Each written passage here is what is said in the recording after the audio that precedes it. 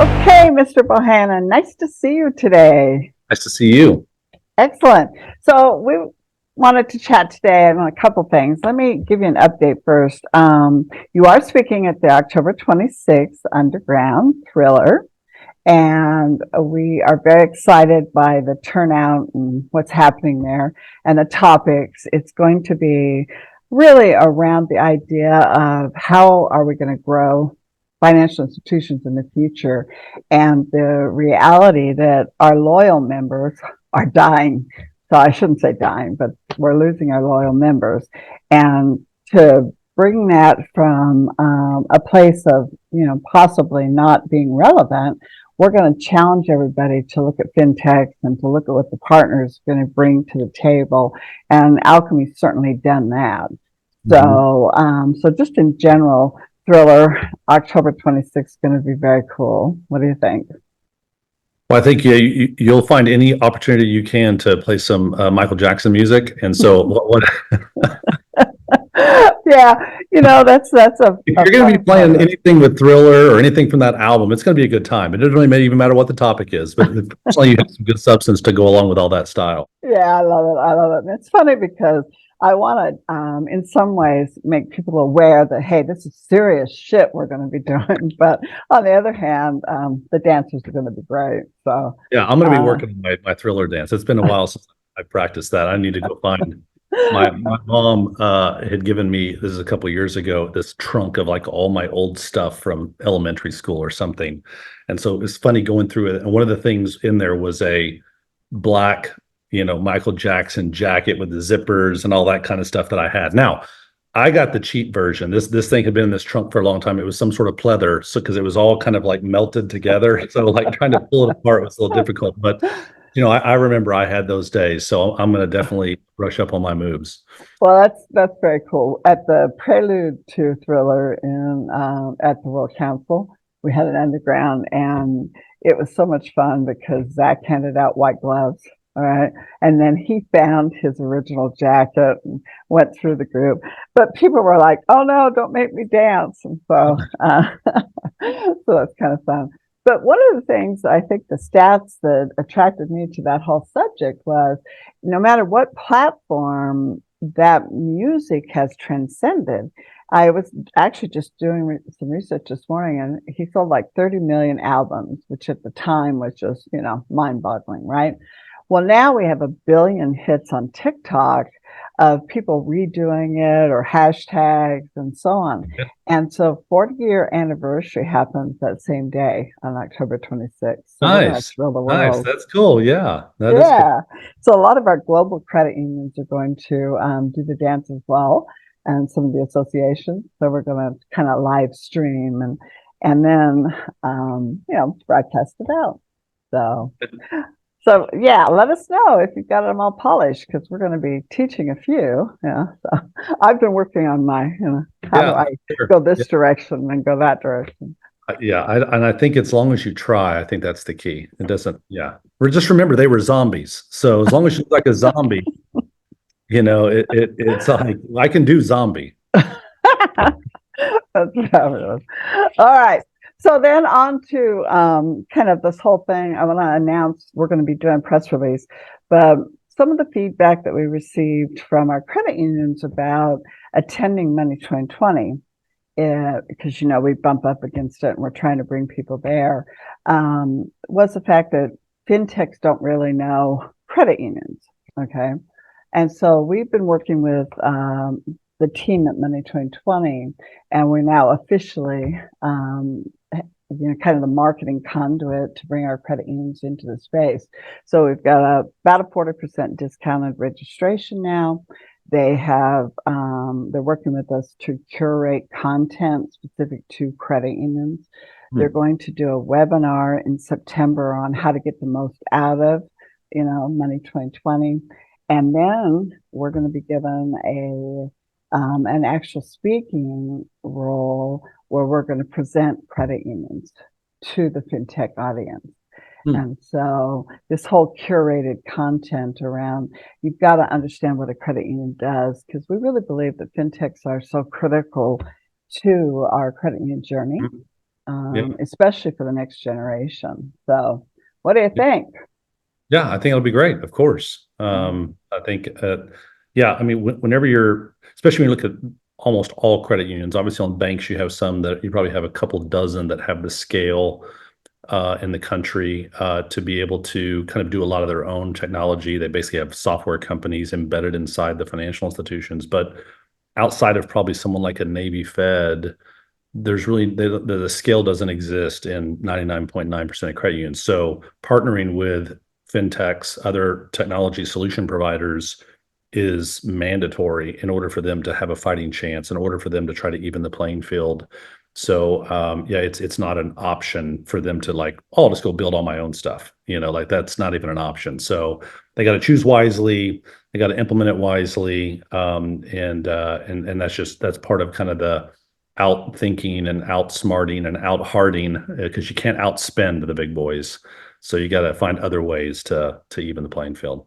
That's a great way to say it. Now, when you think about alchemy and your journey, you do some of that vetting, if you will, for your partner credit unions, your clients, and taking a look at the ones that might fit in the mobile bank space. Will you tell me a little bit about that? Yeah, I mean, we do that, and I will tell you, like in the early days, it would almost be like we'd hear one of our competitors partnered with somebody, so we'd say, "Oh, well, we just call them up and say, let's partner," and then we got burned a couple times where we had brought a partner in, in one of the cases, sold them on our paper, recommended them basically, and then that partner had all kinds of implementation issues, support issues, financial issues, whatever. And the client looked at us saying like, "Hey, you vouch for these guys," and we realized we hadn't really done the right due diligence on that. We were just reacting to the fact that a couple of our competitors had partnered with this company, and so we just said us too. So after that, it's like a lot of things in life. You learn a hard lesson, and then you say, "All right, we're not going to let that happen again." Part of what we do whenever we're looking now, there's a lot of places that these, I'll just call it, these opportunities come in from. It could be the partner contacts us themselves. A lot of times it comes from one of our clients who maybe came across this partner at a trade show or some other event, and they say, "Hey, we'd like you to interface with them or look at integrating them into your system." But now we have a pretty rigorous process that we go through. I mean, we get our compliance team and our vendor due diligence team looks at all their, they look at their financials, they look at kind of their SOC reports, PCI reports if they're applicable. We take a look at the leadership, who the investors are, what kind of footing they're on, look at their clients. So we go through a process because we realize just because it's not Alchemy, if you're selling them, you're basically putting the Alchemy brand on them, and so you need to ensure that you do that. So as a result of that, the good and the bad. The good is generally the ones that we bring, they're solid.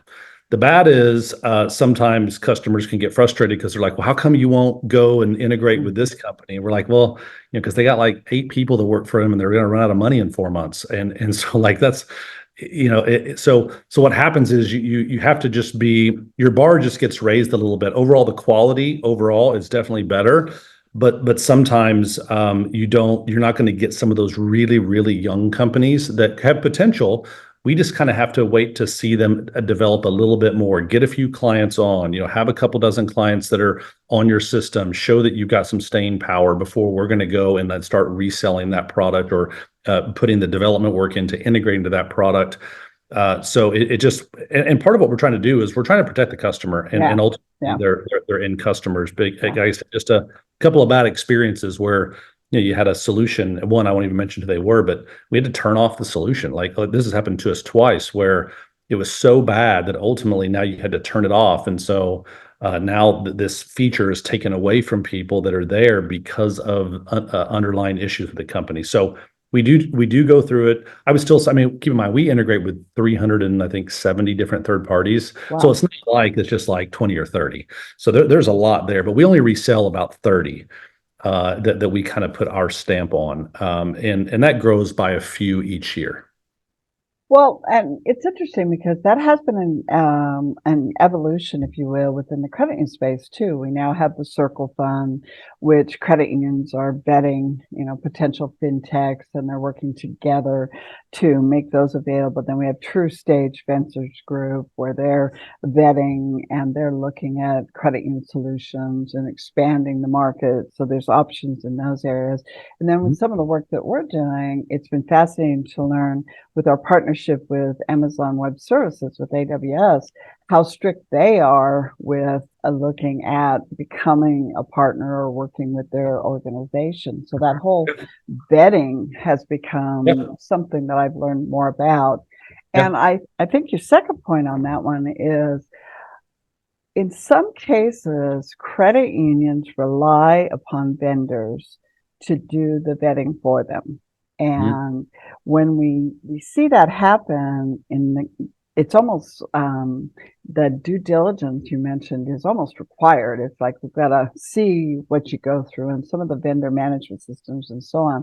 But the point you made about 370 vendors, that was also fascinating, because I was with a board recently, and we were talking about how do boards continue to have oversight of this when we get into some of the issues I want to talk to you about.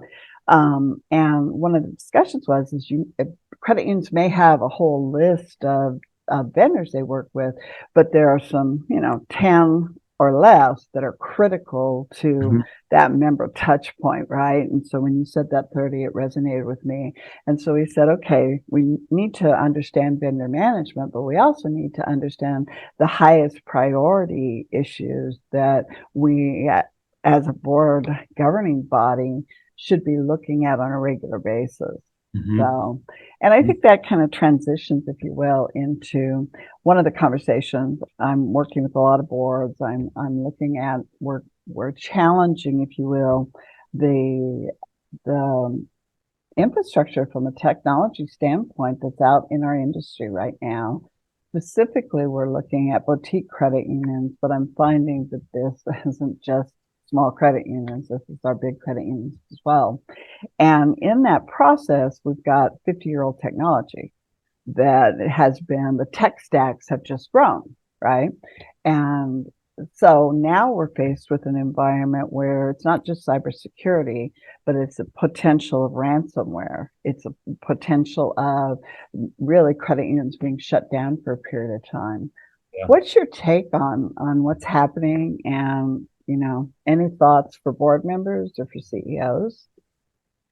Well, yeah, I mean, you're right that the proliferation of multiple third parties within a financial institution, that's just that many more potential attack vectors to come in from, right? So I think I've said this to you before, like when we started, so like here in a couple of weeks, Alchemy will celebrate our 15th anniversary.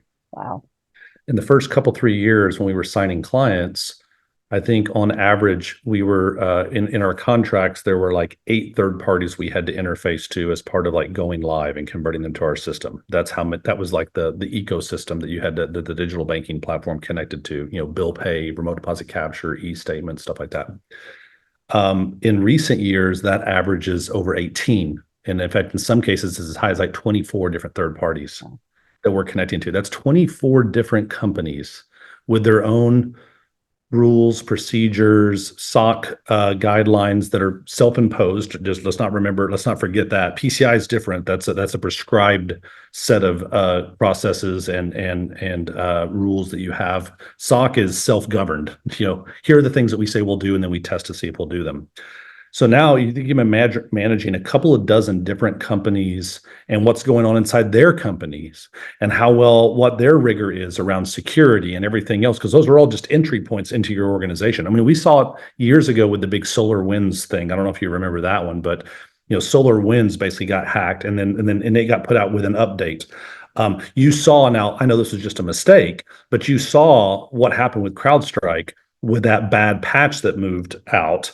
Well, that could have very easily just been something like, okay, well, if we use CrowdStrike, but if someone hacks CrowdStrike, well, then they have automatic update ability into our system. So you're right. There's a lot more potential attack vectors into your system. It's no different than like in your home.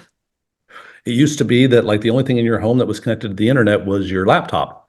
Well, now it's your Ring camera, maybe your thermostats, maybe your Lutron switches. Like, think about all the connected devices that are in your home that are potential entry points for someone coming in through, coming outside if they can get through those. So there just has to be, and it's grown so fast and so exponentially that people don't really realize how dangerous it is. So I do think that there's a lot more care that has to happen. I would say probably in general, people are underspending when it comes to cybersecurity in a financial institution. They think, oh, that kind of falls under our CIO or our CTO or something Yeah. like that. And I would just say that if you don't have a dedicated position that's an executive level position as a CISO in your organization, and you say, I can't afford it, maybe you can't afford to be in the financial services business. Because anymore, it's almost like saying we don't have a chief lending officer, or we don't have a chief financial officer, or we don't have, well, then you don't have a chief security officer. Well, then you can't be a business. So I think that people are underspending, and then when they find out they're underspending in it, and they find out they're under architected for it within their organization, is when an event like this happens. And the main thing that saves most of the institutions, despite the fact that they underspend, is that they are small. So they're kind of lower on the radar for the bad guys, right? Because the bad guys generally are going to go where the money is, and if they're going to attack something, they want to attack something that's worth their while. That being said, what happens is as the bigger companies can afford to invest in all this technology and the people and the processes and everything else, it's just like a thief walking down the neighborhood street and going up to each door and jiggling it, and they're going to go to the one that has the least amount of security because it's the easiest. Even if the payday isn't as big, the effort to get in is so much smaller that maybe it's worth it. So I think that the smaller institutions, credit unions especially, have been able to fly under the radar and get away with under investing in their cybersecurity. But I think that there's a reckoning coming to where that won't be the case. And you really have to look at it and say, what do we need to do to ensure? Because like you said, you have an event, it can almost put you out of business. I mean, it can Yeah. definitely set you back a few years. Well, and reputational risk and the other things that go along with it. And even as you were talking about it, I was thinking, I think it was last year at the Underground with Money 2020, you talked about the fact that credit unions are more vulnerable because they're also nice. And so the years of us looking at things, and also the fact that when we think about members, it's members' trust of us, but it's also our trust of members. And that really resonated with me because how do we navigate this? I'll tell you, after doing the white paper around artificial intelligence, and now we're working on one with credit union shared services and starting to dig deeper on all the things that are tied to a core. All right. I've become so much more aware, and I have a technology background and started in a service bureau environment, so I understand this technology dilemma. But I was reading yesterday in the contributions that there's over 400 credit unions on one system that's not only archaic, but not being supported. And the risk when you put all of those together is about 2 billion in assets. So we think about that from the standpoint of, they're small credit unions.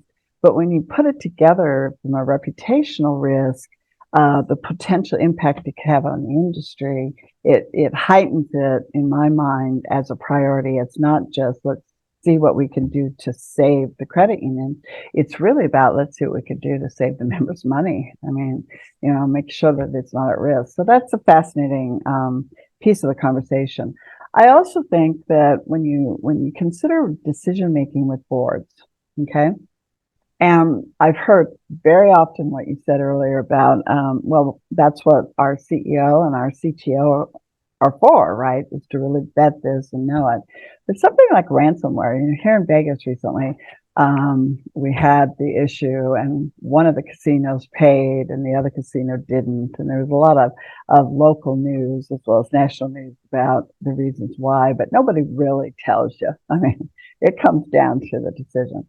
But is it kind of like the old days, Stephen, when we have a phone tree and something happens and we confidentially call everybody that's on our list and we say, uh-oh, we got a problem here. Or is it something that you think has to be not only part of disaster recovery because we know it's there, but like more specific in how we would handle these things and have legal involved and really have our steps defined, or is it going to be situational? Well, it's a hybrid of the two. So there are definitely some standard playbooks that are very wise and smart to deal with. So like in the case of once you know that has been a breach of your systems, and depending on whether or not there's been a data breach or not, which generally probably always there is some sort of data breach or at least a suspected data breach, especially if they breach your systems, then maybe you just don't know yet whether or not they've gotten to the data. But in those scenarios, there are definitely one. There's some laws around it, like there are some specific things, and like for us, we're a public company. We actually from the SEC have some duties to disclose after a certain amount of time if we know that there's been a confirmed breach. But financial institutions do as well, and so there are some things that you just have to do because it's the law. So you have to, in order to be able, you have a certain amount of time, depends on the industry, depends on the law that applies to be able to notify. But what that really means is I need to immediately get the research done because once I suspect it, I either have to know it or I have to tell people that I think there has been one. So there's some standard playbook things you have to do. Virtually everyone now has cybersecurity insurance if you're in the business like we are or dealing with PII information. So you're going to have to contact your insurance provider. You're going to have to generally contact a cybersecurity forensic expert firm to do analysis and to come in and that don't let the people that there's a lot of reasons pulling outside help, right? Yeah, got it. Reasons. But so those are some standard calls you have to make to get them on the line. You have to obviously get legal involved because you need to know like what rules, laws, regulations are we apply to us in this situation, and like what are the time frames that we have, like what are our deadlines in essence. So those are kind of the standard parts of the playbook of like, okay, now that we have it, we get the experts in, contact our insurance carrier, contact our attorneys, like make sure that we're abiding by the laws and make sure, and that insurance carrier will have some opinion on what you do as well, right? Because there's things in that policy about doing this and doing that, and what things could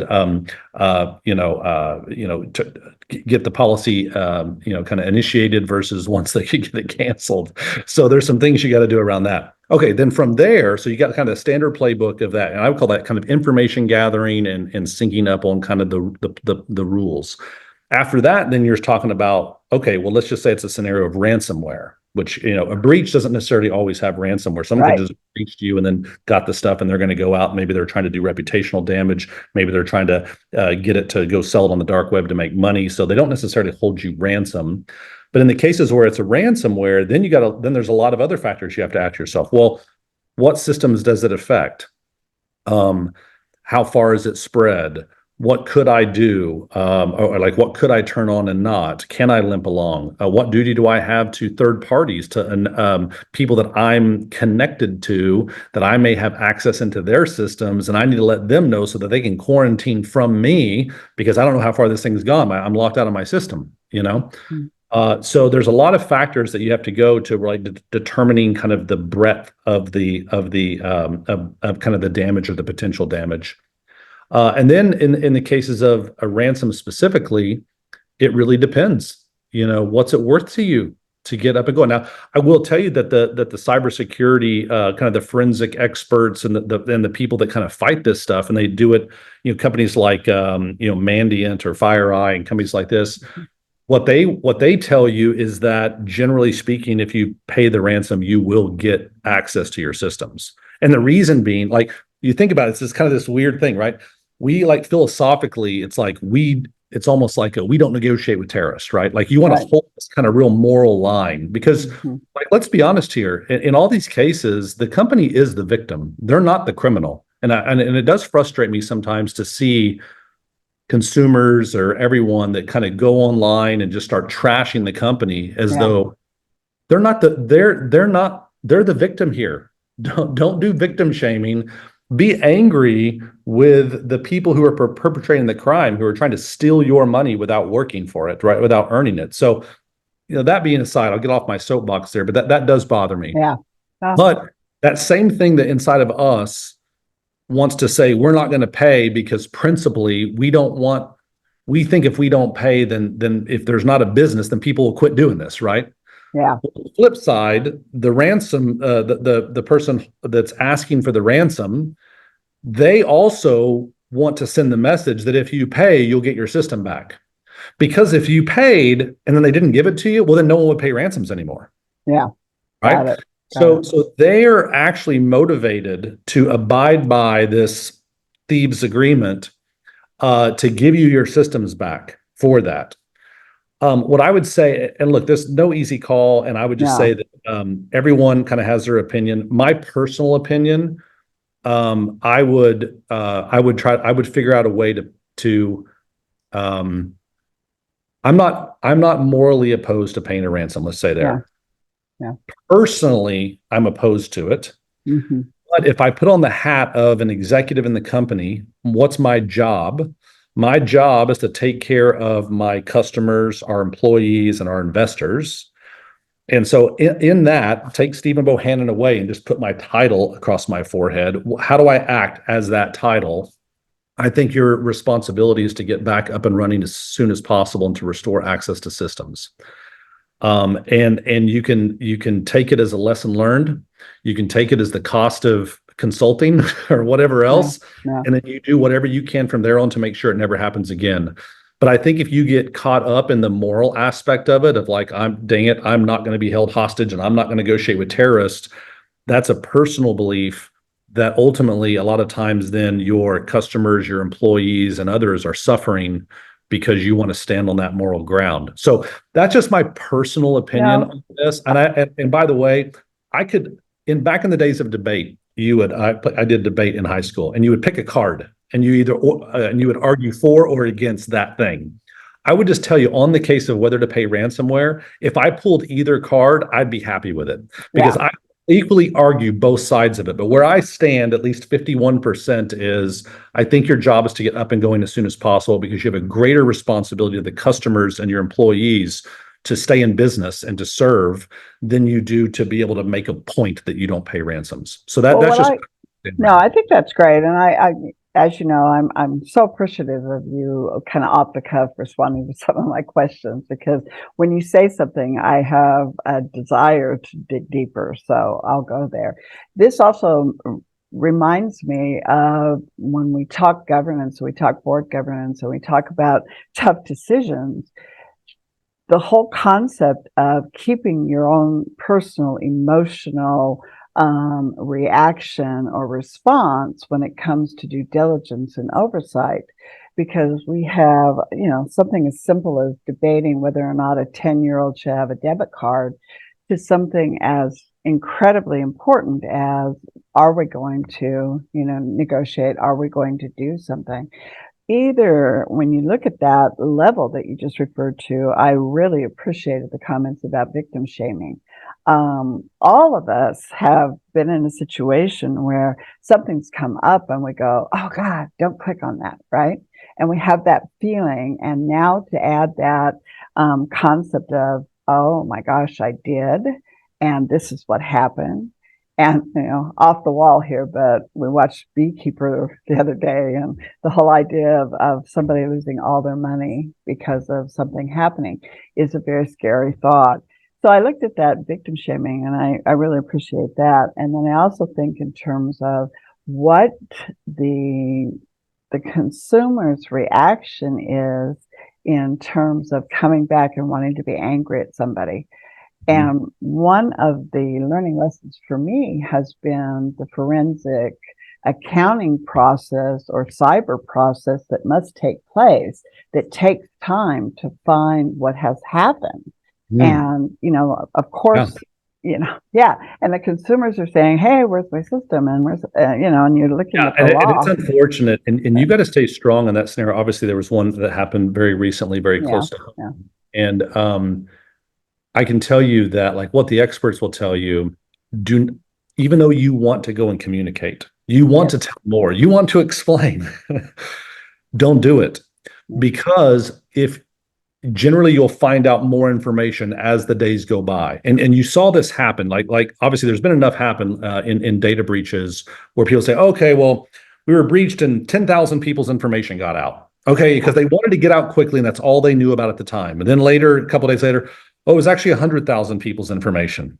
Then a couple of days later, it was actually 1 million people's information. And by that time, people said, you have no credibility. We don't trust you anymore. You don't even know what's going on.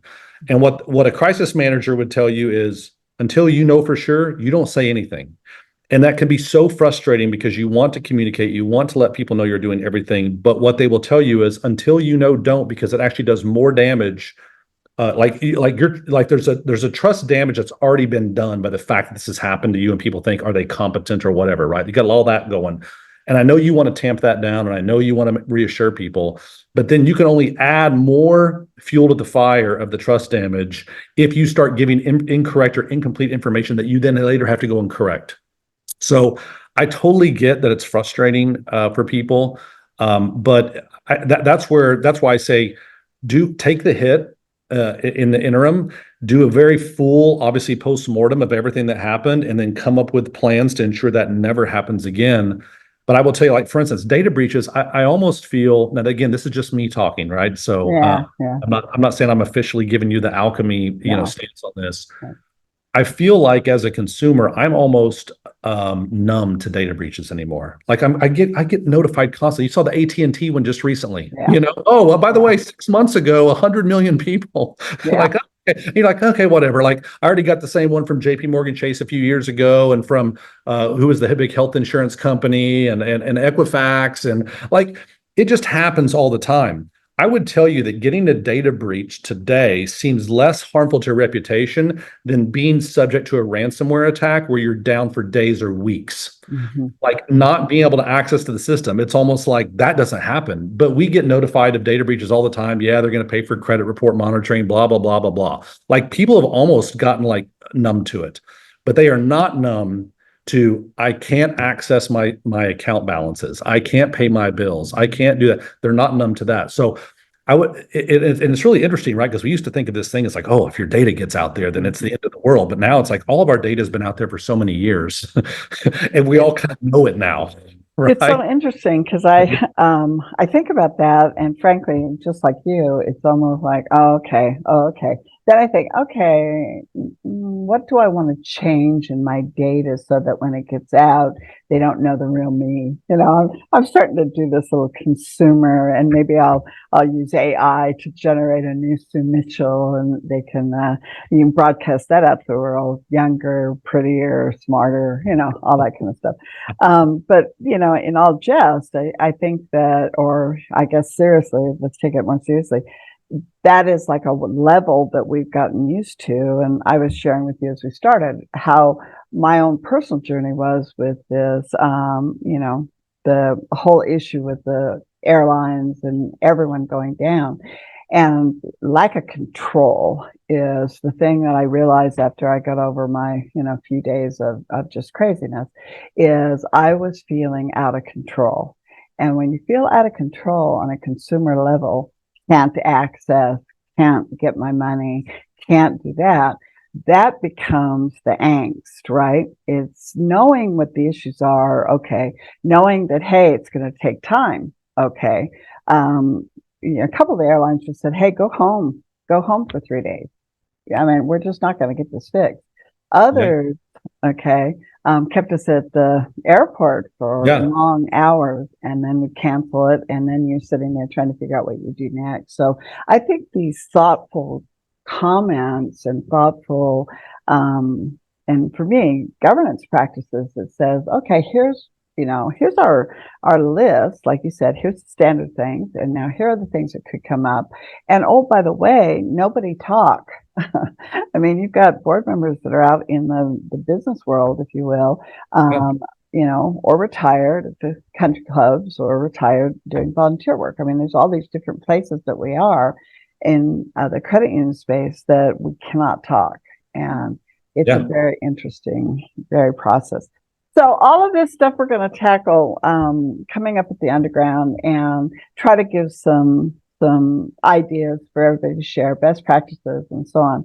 Then on a progress level, thank you very much for sharing some of your contacts with the credit union shared services model. What we're finding is that the core conversation has become about minimizing the core. Looking at the core more as a accounting member, just a functioning core, and then working with the key APIs, the key relationships that would allow the journey to be a little bit more flexible. So kind of two approaches: design for 1 billion with X number of members, and then create the service bureau version that's a template. Okay. And so as we go through this process, I'll be bringing you more into it, but I've had an opportunity to really hear the thought process and take a look at what the framework, hear the, it doesn't work, to let's try this, to, from my perspective right now, something's got to happen. So it's about to what level we can do it. So the white paper will be released at the underground, and I'll keep you posted on it, because as it shapes up, our partner involvement is going to be real critical. Cool. I aptly named, right, Credit Union Shared Services, the CUS model. Yes, I like it. I figured That's right up your wheelhouse. Isn't it? I mean, if anybody brings up core, what's the first thing we do? Because, right? Right. So that's kind of a fun thing.